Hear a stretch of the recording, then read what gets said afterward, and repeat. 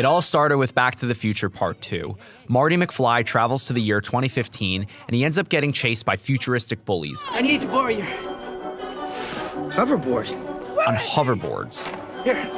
When the film opened in 1989, the whole world decided that this was the future. Of course we'll be riding around on hoverboards someday. Well, 2015 is right around the corner, and we've seen at least one real working hoverboard, but you need a huge copper floor to ride it, and it only floats half an inch off the ground. Not exactly where we thought we'd be in 2015, according to the movie, but we're getting there. Maybe we don't need a pink board and moon shoes to make getting around a little more awesome. In the past few years, dozens of startup companies have slapped motors on just about anything that moves. Bikes, individual wheels, scooters, unicycles, roller skates, longboards, skateboards, and plenty of other weird things. They last long enough for your daily commute, and they're fast and easy ways to get from point A to point B, and they're super fun to ride. Okay, so I may not be floating 6 inches off the ground on my way to work anytime soon, but the real dream of the hoverboard, that effortless and cool personal transport, might actually come true. But what's it gonna look like? How will I be getting to work in the future? Aaron Aders is the founder of a company called Leaf Technologies, and he and his partner Dan Segrin created the Leaf skateboard. It's a longboard with 2 additional wheels with motors that rotate individually, allowing you to complete 180-degree turns without lifting off the ground. It is insane. So what is Leaf?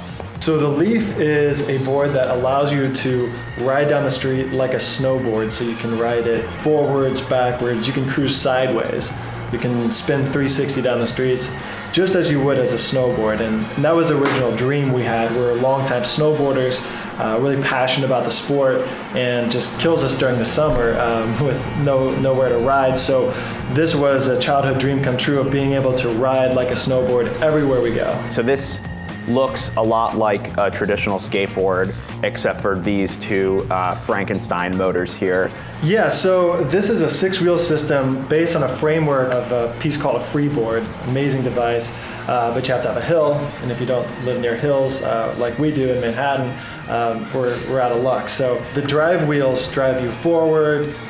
If you go sideways, it's going to drive you this way. You can even go backwards. Whichever way you point, it's going to drive. We have 3 tracks to send the AC signal to the motor. We have brushes that connect the controller. So the brushes are always touching the rings no matter what direction the motors are turning. How fast can this thing go?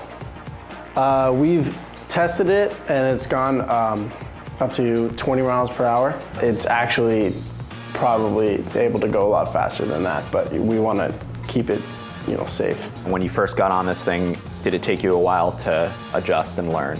It's kind of like your first day snowboarding when you get on the wheeled version, just to get used to that, but by the end of the day, you'll be shredding. I'll admit, I've never snowboarded before, so I don't know about shredding. But I've been skateboarding for over a decade, so I figured it couldn't be that difficult. I slid my feet into the holsters, hit the throttle on the Bluetooth remote control, and I was off. My back wheels immediately started to drift out because I was riding it like a skateboard with most of my weight toward the front. But then I shifted my weight instead to both of my heels, and then to my toes and back to my heels. Something clicked, and I started to get the hang of it. This is what snowboarding on pavement is like.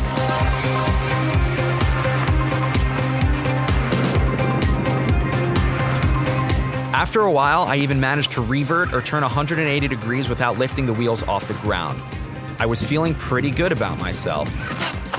But then Aaron got on, and I was blown away.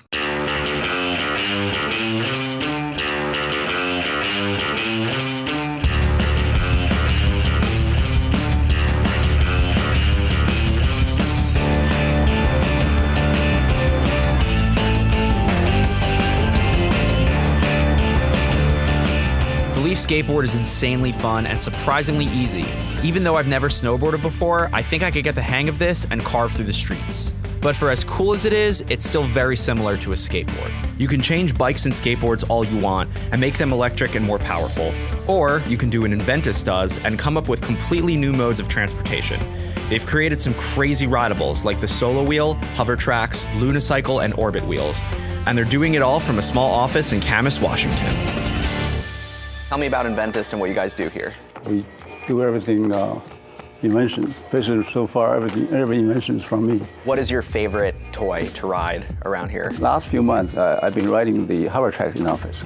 I want to go to a different part of the building. I can get there so quickly, talk to someone and zoom right back. And do these work indoors only, or it also works outside? Well, the hover tracks actually was designed for indoor because the wheel is so small.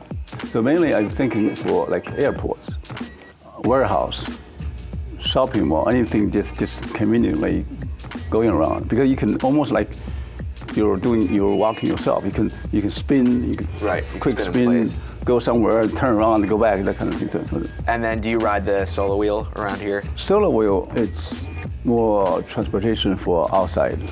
You want to go from one place to another. They call that last mile. Yes. So they can get out of the train, get out of the bus, ride that to where we want to go. It's got a handle and everything. Right, it's kind of like briefcase, so it's convenient. People are starting to see this now as not just a toy. It is a fun thing to use, but it's more than a toy. It's transportation. It's something you can travel miles on. So where are these popular? Right. They're very popular in China, very popular in France and the rest of Europe, Germany. So you sort of just like ride that from the house to the train. And we're trying to promote that in the US too, because obviously in places like New York, San Francisco, Seattle, that's something you can do. So it sounds like it could be pretty convenient for commuting, but how easy is it to ride? How does the solo wheel work? It generally takes people 20 minutes to an hour to learn. Everybody we've ever taught has learned it, so it works by you doing as little as possible and letting it take over for you. The whole concept is it's trying to balance you just like you would balance a stick on your hand. So your hand is the solo wheel? Yeah, the hand is a solo wheel, and you're the stick up there. If your stick up here is moving around and bending and moving like that, it's going to be obviously harder for you to do it, so the less you do on the solo wheel, the easier it is. Okay. Can I see you ride this thing? So to get on it, you basically just want to put your leg on the pad, then you can put your other foot on there. Wow. And then it's just as I feel it falling over, I can just twist it to keep upright. Okay. Okay, so I think I get how this is supposed to work.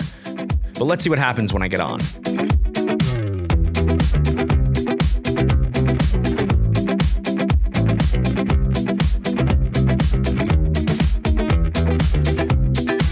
These two companies are working on the bleeding edge, inventing things no one has seen before. But what if you want something more simple to, say, ride to work on right now? You've got a few really good options, actually. There's the Z-board, which is what I like to call the Hummer of electric longboards. The deck is huge, and so are the wheels. And it works in an interesting way. You lean forward on the front foot pad to accelerate, and do the same on the back pad to slow down. Then there's the Ego Cruiser. It's a super simple electric longboard that's controlled with a handheld remote and has a top speed of 12.5 miles per hour. The best thing about this board, it's only $700. The boosted board costs $1,500, but I'd say it's justified. It has two motors that allow the board to hit 20 miles an hour going uphill, but it only has a range of 6 miles. What's neat about this board is its 3 settings: beginner, intermediate, and expert, each with a speed throttle. And finally, there's the self-balancing unicycle, or SBU. It's exactly that. It's a unicycle that has a 3-axis gyro and a 3-axis accelerometer, very similar to what you'd find in a Segway. Learning to ride it is pretty difficult, but once you do, you can cruise around town at 12.5 miles an hour while looking oh so cool. And this is just the beginning. As battery technology advances, we're gonna see more efficient, faster rideables.